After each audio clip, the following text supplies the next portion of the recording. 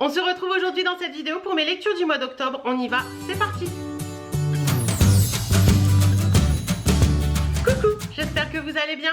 Je vous retrouve aujourd'hui dans cette vidéo. On va parler lecture et on va parler lecture du mois d'octobre. Alors, j'ai 4 romans et 2 livres un petit peu plus spéciaux. Donc voilà tout ça. Voilà. Donc on va commencer par quoi? Je vais commencer par les livres plus spéciaux qui ne sont pas des romans, comme ça on finira par la suite. J'ai commandé sur Vinted, voilà, ça y est, c'est revenu. Les livres de Healthy Life Marie, donc c'est ces livres un petit peu de coaching, etc. pour tout ce qui est nourriture, sport, etc. Et je les voulais et je me suis dit, tiens, pourquoi pas. Alors moi j'ai le tome, j'ai l'édition Summer et le tome 3. J'essaie de trouver les autres mais c'est pas évident et j'essaie de les trouver sur Vinted parce que en fait elle les sort en e-book en général et après elle les vend en livre mais on peut pas toujours les trouver. Donc si je vous trouve des liens de la maison d'édition, je vous les mets en barre d'infos, mais voilà, je préfère les avoir sur Vinted. D'ailleurs celui-ci j'en ai un en double, donc je vais en mettre un sur mon Vinted parce que j'avais acheté en lot. Bref, voilà. Alors on va commencer par lequel? On va commencer par l'édition Summer. Donc comment ça se présente? Ça se présente comme ça. À l'intérieur vous avez une préface de Marie qui nous parle et tout. Enfin c'est assez sympathique, franchement j'aime bien comment elle écrit les choses. Et après vous avez plein de choses dedans. Vous allez avoir des recettes salées, des recettes sucrées, plein de choses hyper sympas. Elle nous parle du konjac également dans celui-ci. Elle va nous parler également de il y a un truc spécial ventre plat. Il y a des choses à faire. Elle parle du système digestif, les régimes spécifiques, ce qu'il ne faut pas confondre. Elle nous parle de la détox par le jeûne. Elle nous fait un zoom sur les cours de jus également. Et bien sûr, elle nous fait des trucs de sport. Donc à la fin du livre, je crois, attendez. Oui, à la fin du livre, vous avez des moments sport où vous pouvez voilà, suivre un petit peu son sport avec elle. Il y a même des trackers si vous voulez à la fin. Donc franchement, ce livre, il est hyper bien fait. Ses recettes sont plutôt sympathiques. Je vous disais donc, ce livre est hyper bien fait. J'ai rebaissé la luminosité parce que je trouvais que c'était surexposé. Ces livres sont hyper bien faits. Franchement, j'aime bien sa façon dont elle explique les choses et tout. Voilà, c'est vraiment bien foutu. Elle parle de légumes, tout ça, en fonction des saisons et tout. Les recettes sont bien faites, elles sont faites de façon à ce que vous allez, voilà, il y a pas mal de choses, la tapenade à la tomate, des cookies salés, des légumes poêlés, riz et chou-fleur en omelette, etc. Il y a plein de choses. Franchement, je les aime bien ces bouquins et ça donne des petites idées. Et j'ai également celui-ci qui est le édition automne-hiver 2020. Donc c'est le tome 3. Pareil, mais cette fois-ci, c'est plus axé sur une alimentation automne-hiver avec des légumes automne-hiver. Vous avez un porridge poire amande, du pudding de chia. Vous avez également des recettes à base de, il me semble que j'ai vu ça, des recettes à base de courges ou des choses comme ça, il me semble. Un pâtisson farci, voilà, des pâtissons, des choses comme ça. Dans celui-ci, elle va nous parler de soupe également et elle va nous parler d'alimentation de bébé pour celles qui ont un bébé. Donc ça pour moi ça m'a pas trop intéressé. Des choses un petit peu anti-gaspi dans le dossier anti-gaspi pour vous aider voilà, de quel sport choisir. Il y a plein de choses sympas, il y a plein de trucs pour le sport également. Il y a tout un programme et tout sur plusieurs jours avec une coach sportif. Et il y a une interview de Morgane ADT et elle nous parle du body positive, etc. et des astuces pour la perte de poids. Franchement j'aime bien ces livres, je trouve qu'ils sont bien écrits, ils sont écrits de façon à ce que tout le monde peut comprendre. C'est pas des phrases ou des choses très voilà, on a l'impression, en fait, si vous la suivez dans ses stories Instagram ou sur son blog, on a l'impression de la retrouver directement dans ses stories Instagram et je trouve ça hyper sympa. Je trouve que ça donne vraiment envie de lire ce livre et de suivre ce qu'elle dit. Donc voilà, j'ai acheté ça et j'en suis bien contente. J'essaie de vous mettre des liens en barre d'infos, même si c'est pas évident à trouver en bouquin, mais en tout cas je vous mettrai les liens des e-books pour celles que ça intéresse. On va passer au premier qui est celui-ci, c'est de Laetitia Colombani, c'est Les Victorieuses. Donc c'est celui-ci.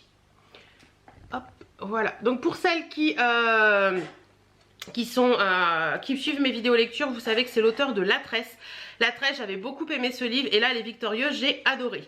Alors on nous dit: brillante avocate, Solène tente de se reconstruire après un burn-out. Acceptant une mission bénévole d'écrivain public, elle est envoyée au Palais de la Femme, un foyer au cœur de Paris. Les résidentes s'appellent Binta, Soumeya, Svetlana, Salma ou la Renée et viennent du monde entier. Lorsqu'elle voit arriver Solène, elle se montre méfiante. Mais Solène est bien décidée à trouver sa place auprès de ces femmes au destin tourmenté. Un siècle plus tôt, Blanche Perron œuvre en faveur des démunis. Elle a voué sa vie à l'armée du salut et rêve d'offrir un refuge à toutes les exclus de la société. Le chemin est ardu, mais elle ne renonce jamais. Laetitia Colombani donne vie à ces victorieuses anonymes, à Blanche l'oubliée, à toutes celles qui refusent de se résigner. Franchement, j'ai adoré ce bouquin. Alors clairement, dans ce livre, on va retrouver donc Solène, qui est une avocate, qui est avocate parce que ses parents voulaient qu'elle soit avocate, qu'elle fasse des grandes études, etc. Donc elle est avocate dans Paris, et en région parisienne.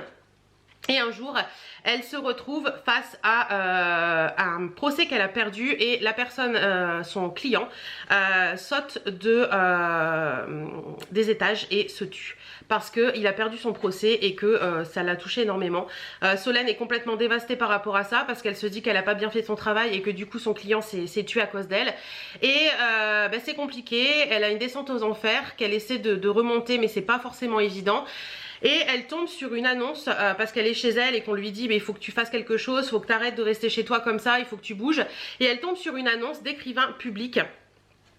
Donc elle contacte la personne de l'annonce, et c'est une association qui cherche des femmes ou des hommes pour faire écrivain public, pour aider les femmes ou les hommes qui sont en détresse à écrire des lettres pour tout ce qui est administratif, etc. ou pour leur famille, etc. qui ne savent pas ni lire ni écrire, à les aider dans ça.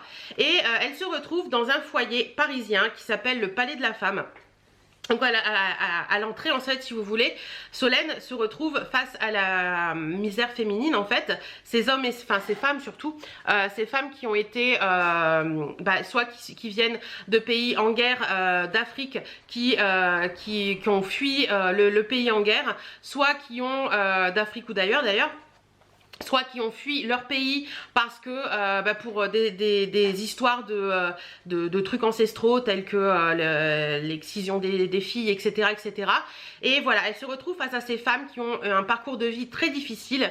Et elle se rend compte qu'en fait, par rapport à elle, ils ont une vie qui est beaucoup plus difficile, et qu'elle a du mal à... elle se rend compte qu'en fait, elle a une vie qui est... que Solène a une vie... assez facile en fait, mais que même si on a une vie facile, par moment ça peut être compliqué pour nous, même si on n'a pas la vie difficile de certaines femmes. Donc elle se retrouve dans ce palais de la femme où elle rencontre ces femmes. Au début c'est assez compliqué parce que ces femmes ne lui font pas confiance, ils ont du mal à lui faire confiance. Elle arrive en terrain conquis en fait, elle pense que tout va bien, elle arrive avec son ordinateur, iPad, dernier cri, etc. Et elle se rend compte qu'en fait ces femmes sont assez méfiantes, et elle va petit à petit essayer de les amadouer, de s'approcher d'elles, d'essayer de les comprendre. Et franchement cette histoire est vraiment hyper intéressante. Et en parallèle on a l'histoire donc de Blanche Perron, qui est, alors je ne sais pas si c'est une histoire vraie ou pas, il faudrait que je me renseigne, je vous mettrai un petit mot là. Blanche Perron et son mari, qui est un soldat de l'armée du salut, et qui, donc on est dans les débuts des années 1900 à ce moment là. Et en fait, Blanche et son mari s'occupent beaucoup des démunis, des gens qui n'ont pas les moyens d'avoir un toit, des gens qui n'ont pas les moyens de manger. Voilà, ils s'occupent beaucoup de la nuit, etc. comme ce que l'armée du salut peut faire encore maintenant.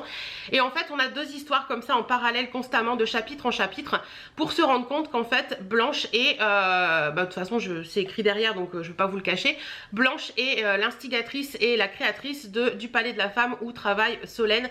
Et plein de choses vont se mettre en machin comme ça. Et franchement ce livre je l'ai beaucoup aimé parce qu'il fait face vraiment à la réalité des choses, à ces femmes et à ces hommes. Je vais dire à ces hommes, mais là dans ce bouquin on parle vraiment de la femme, à ces femmes qui sont dans la misère, avec qui c'est très compliqué, pour qui c'est très compliqué.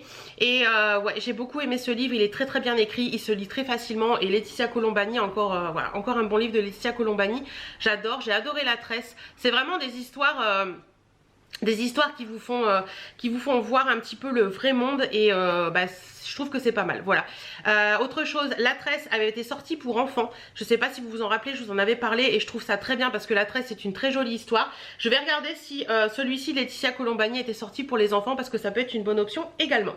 Voilà. Ensuite, nous avons celui-ci de Antoine Lorrain, La femme au carnet rouge. Donc c'est celui-ci. Voilà, donc j'ai adoré ce bouquin, franchement il était juste génial. Donc on nous dit, un matin à Paris, alors qu'il ouvre sa librairie, Laurent Letellier découvre dans la rue un sac à main abandonné. Curieux, il en fait l'inventaire et découvre, faute de papier d'identité, une foule d'objets personnels, photos, parfums et un carnet rouge rempli de notes. Désireux de retrouver la propriétaire du sac, Laurent s'improvise détective. À mesure qu'il déchiffre les pages du carnet contenant les pensées intimes de l'inconnu, le jeu de piste se mue progressivement en une quête amoureuse qui va chambouler leur vie. Voilà, donc Antoine Lorrain, c'est notamment l'auteur du Carrefour des nostalgies, Ailleurs si j'y suis, c'est un prix Drouot 2007, Le chapeau de Mitterrand qui est à première vue quelque chose de très connu que j'ai jamais lu, qui est le prix Landerneau et prix Relais des voyageurs 2012, et Rhapsodie française, son dernier roman paru chez Flammarion, La femme au carnet rouge, a été traduit en 14 langues. Donc c'est quand même un bouquin et un auteur connu que je ne connaissais pas. Donc j'ai adoré ce livre, tout simplement. Alors comme je vous disais, dans ce livre, on va y retrouver Laurent et la fameuse femme au carnet rouge. Donc en fait, cette femme au carnet rouge rentre chez elle un soir, tout simplement. Elle a eu un dîner chez des amis, elle rentre chez elle et elle se fait agresser en cherchant ses clés dans son sac. La personne qui l'agresse lui vole son sac, elle se retrouve face à... face à rien, voilà, elle est devant sa porte, elle ne peut rien faire et elle avait ouvert la porte, donc elle arrive à se réfugier par rapport au code de sa porte d'entrée d'immeuble dans l'immeuble une fois qu'elle a été agressée. Elle s'assoit sur les marches et elle se rend compte qu'elle saigne énormément et là elle se dit mais comment je vais faire, je ne peux pas rester là toute la nuit, mes voisins n'ont pas mes clés, je ne peux rien faire. Et comme il y a un hôtel en face de chez elle, elle se décide à aller à l'hôtel et à expliquer son cas et à demander une chambre et qu'elle paiera le lendemain. Le personnel de l'hôtel accepte, donc il lui donne une chambre. Et donc elle va dans la chambre et voilà, etc. etc. En entre-temps, le lendemain, Laurent se promène et trouve un sac sur une poubelle.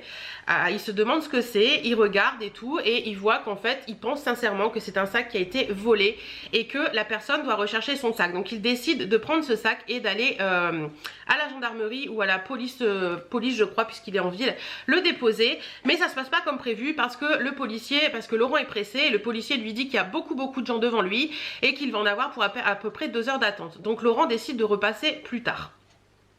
Mais ce plus tard va se muer en plusieurs jours puisque en fait quand Laurent rentre chez lui, il va ouvrir sa librairie en fait tout simplement. Il rentre chez lui, il repose le sac etc. Et puis les jours passent, il n'a pas forcément le temps d'y aller. Et puis il se décide de se dire pourquoi moi est-ce que je pourrais pas tout simplement retrouver la propriétaire du sac. Donc il fouille dans le sac, il regarde un petit peu, il n'y a pas de papier d'identité, il n'y a rien, il n'y a aucun truc qui permette de donner un nom à la propriétaire du sac. Et donc il va chercher, il va regarder et dans ce sac il y a un fameux carnet rouge et un ticket de pressing. Donc pour essayer de retrouver la propriétaire du sac, il va d'abord essayer avec ce ticket de pressing, ce qui ne va pas donner grand chose, et après il va fouiller dans ce fameux carnet rouge avec les notes de la dame au carnet rouge. Je vous en dis pas plus parce que sinon je vais vous spoiler la fin du livre. Là c'est vraiment le début que je vous ai dit, c'est pour vous donner un petit avant-goût.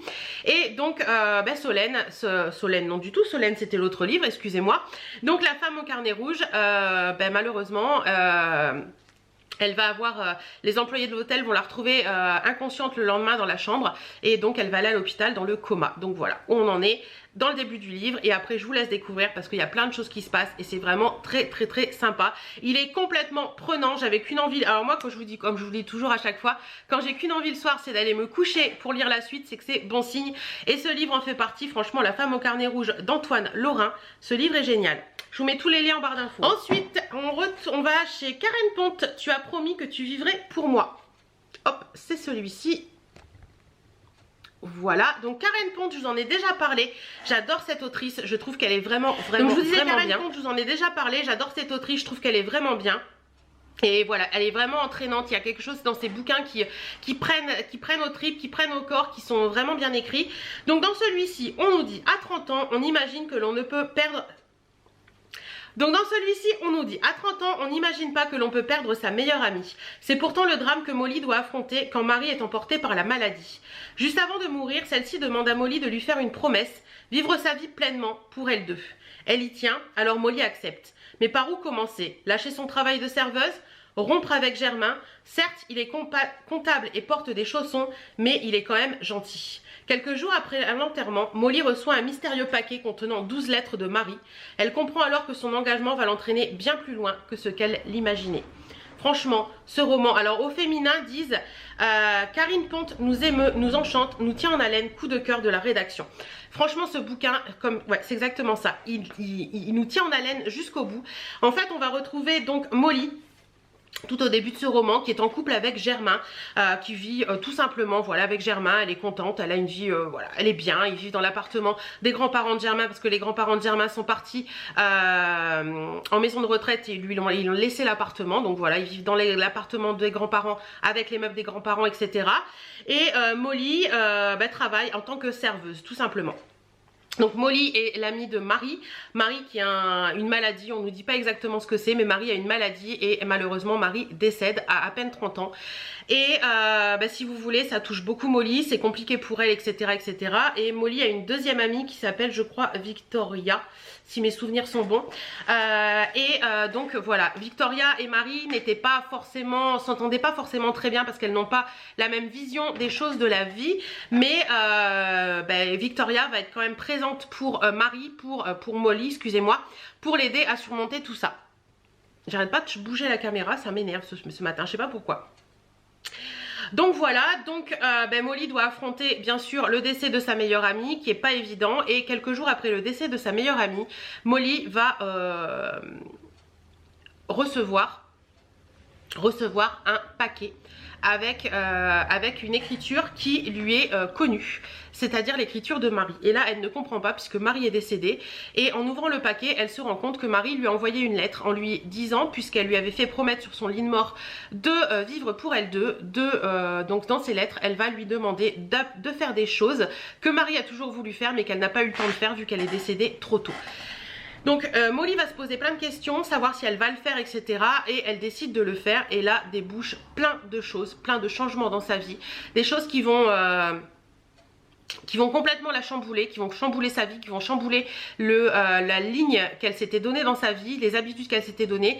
Et franchement, ce livre laisse à réfléchir sur plein de choses, sur l'amitié, sur ce qu'on peut donner en amitié, sur ce qu'on ne peut pas donner en amitié, sur l'amour, sur est-ce que notre vie est réellement comme on l'aurait imaginé. Donc voilà, franchement ce livre il est génial. De toute façon Karine Ponte, à chaque fois que je lis un livre je suis complètement embarquée. Lisez-le, vous verrez, il est top. Et pour finir cette vidéo, on va parler de Anne-Gaëlle Huon, Même les méchants rêvent d'amour.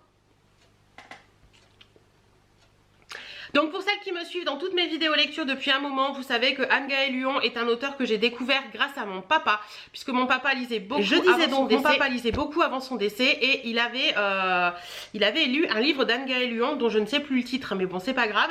Et franchement il avait adoré ce livre, il m'avait dit faut que tu lises. Donc j'avais lu ce livre et j'avais adoré l'auteur. Je regarderai, en fait quand j'aime vraiment un auteur, je regarde un petit peu les sorties qu'ils font. Et là j'avais trouvé celui-ci, Même les méchants rêvent d'amour, et j'ai adoré ce bouquin. C'est le dernier que j'ai fini de lire, je l'ai fini avant-hier soir. Et franchement il est vraiment vraiment bien. Je vous lis ce qui est écrit derrière. Janine a 89 ans passés. D'ailleurs Anne-Gaëlle Huon aime beaucoup parler des anciens. Elle aime les bals musettes, les costumes des patineuses artistiques et faire un 6 aux petits chevaux. Elle n'aime pas le sucre sur le pamplemousse, les films d'horreur et les gens qui postillonnent. Le jour où on lui annonce que sa mémoire s'apprête à mettre les voiles, Janine est déterminée à ne pas se laisser faire. Alors elle dresse des listes et elle consigne dans un carnet tous les bonheurs qui ont marqué sa vie. Quand Julia, sa petite fille, la rejoint en Provence, elle découvre ce que sa grand-mère n'a jamais osé raconter. L'histoire d'un secret, d'un mensonge. Julia va tenter de faire la lumière sur les zones d'ombre du récit, et s'il n'était pas trop tard pour réécrire le passé. Alors dans ce livre, on va retrouver Janine, qui est une grand-mère, qui vit chez elle dans le sud de la France, qui a sa copine Lucienne. Voilà, elles sont copines depuis toute petite, et donc elle va Janine va un jour apprendre qu'elle a sa mémoire qui flanche. Elle est atteinte de la maladie d'Alzheimer, et pour éviter de tout perdre et de tout perdre, elle va décider de tout écrire dans un carnet. Donc tout ce qu'elle aime pas, un peu son passé également, puisque ce livre est vachement axé sur son passé. Et donc Julia va se retrouver appelée par son papa un jour.